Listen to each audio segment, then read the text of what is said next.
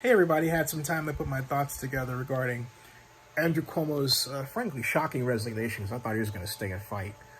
Look, the simple fact of the matter is that here is another example of a Democrat who was accused of something and then forced to resign by other Democrats.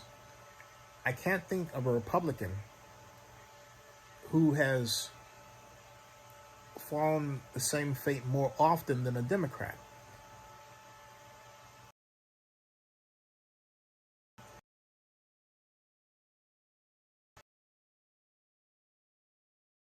I can circle around them, protecting them, courtesy of other Republicans. You don't see that with Democrats. And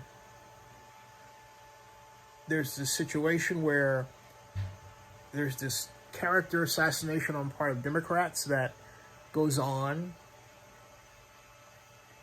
and Democrats try to convince each other and the electorate that we are the party of fairness, the party of the lack of isms, and yet we're the party of character assassination of each other. And no one stops to think of how we're not planning for the next election, or how we're not sending a message to the electorate that we'd rather smear each other than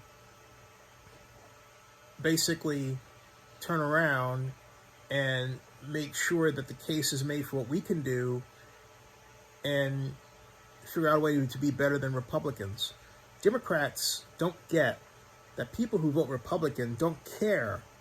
They really don't care about the claims made against a person as they were against Governor Cuomo. That's proven. They just don't. That's how Donald Trump can ascend. It's not a matter of the rightness or the wrongness. The simple fact, look, you want to know the real truth of the matter? The truth of the matter is that you have people, in the case of Cuomo, who were so close to him that his power came from them as aides, but they had no problem turning on him when it suited them. And the big question is, what did they get out of turning on him? Why would they do it? I refuse to believe it was for the claims mentioned, because if they were, what kind of turn of attitude is it, and that one should be really afraid of, where a person can put their arm around you, or you put their arm around that person,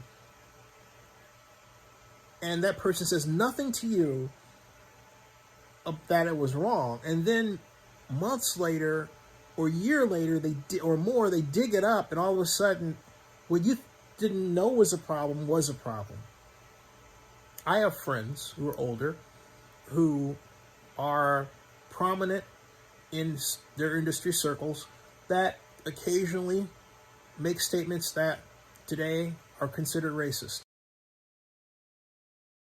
My friends get away with doing that not because they wouldn't be my friends, but because it would hurt them to continue that behavior. It's my duty to tell them so. So how come Governor Cuomo's aides didn't do that? Now you would say it's because they're afraid of their jobs.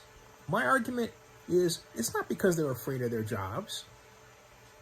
It's because they're waiting for the right moment to take advantage of what they knew. If anybody fires you because you're looking out for them, they're not looking out for themselves. So it's not for that reason. I'm sorry, I refuse to believe that. The Democratic Party has a lot of backstabbers, and that's what Governor Cuomo had. He had backstabbers.